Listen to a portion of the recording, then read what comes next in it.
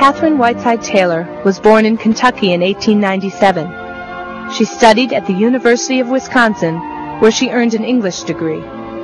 She married Paul Schuster Taylor in 1920 and had 3 children, Catherine, Ross, and Margot.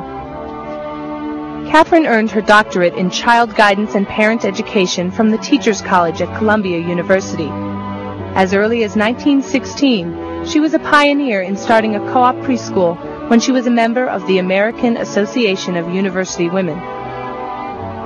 Katharine said she became interested in preschool cooperatives for 2 main reasons. 1, because she had children, and 2, because college didn't prepare you for being a parent. She felt co-op preschools would help overcome the isolation of young parents and would help them to feel competent. Therefore, in 1927, she led a group of 20 young mothers in forming the Children's Community Center in Berkeley, California, and became its first director. At the beginning, Children's Community had 25 children, 1 being her son Ross. It operated on 1 acre of land in an old barn.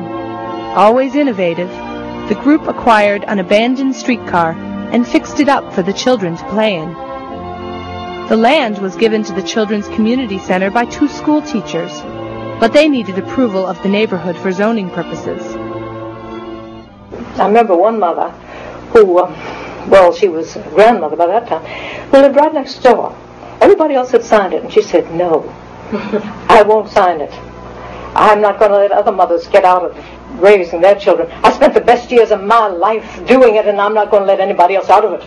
So we thought she was a wonderful example of just why we need cooperative nursery schools, so that mothers wouldn't feel resentful of the time. Word of the successful preschool co-op spread fast. Katharine always emphasized that its success was due to the education and involvement of the parents.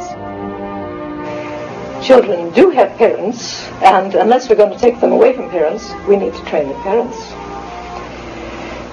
to be good parents. You know, every place you go, they say, "Oh, it's all the parents' fault." It seems as though if you could drown the parents, you could do something for the children. She was asked to head an emerging parent education program in Seattle, and by the time she left 5 years later, 90 such programs were in place.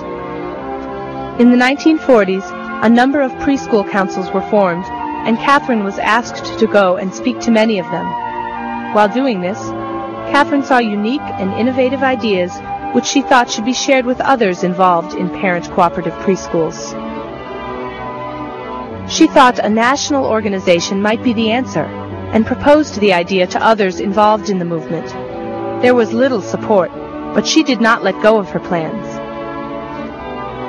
Katharine became the supervisor of parent education in 1951 in the Baltimore Public Schools, where she taught parents early childhood classes. She even conducted graduations where parents received degrees.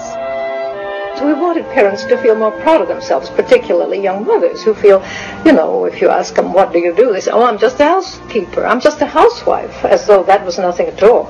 Well, I used to always tell them, well, now, when they ask you, you can tell them, "I am a coordinator of family relations." Katharine was in great demand throughout the country and helped develop parent education programs and co-op preschools in Baltimore, Denver, Seattle, and California.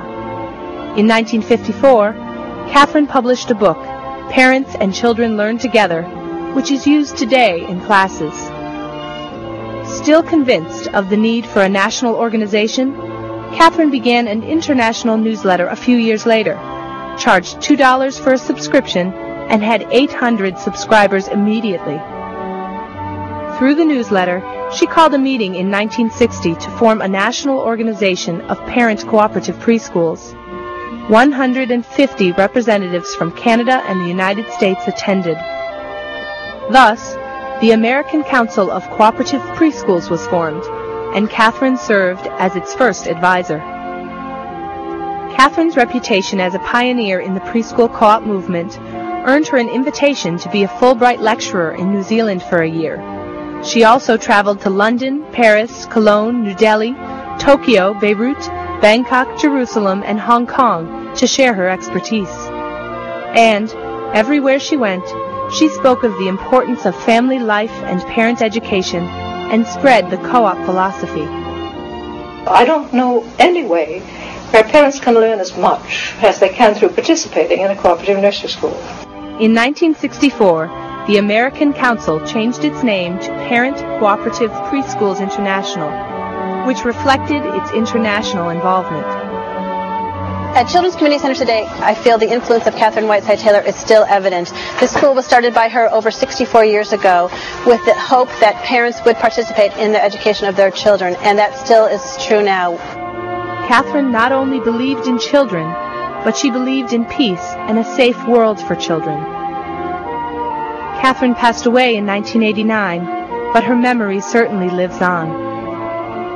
Katharine Whiteside Taylor took what was a small and unknown idea and led it to international significance through her teaching, writings, speaking, and administration. Countless children and families have benefited from her efforts. We honor and remember her this evening for her amazing intellect, vision, and love for children.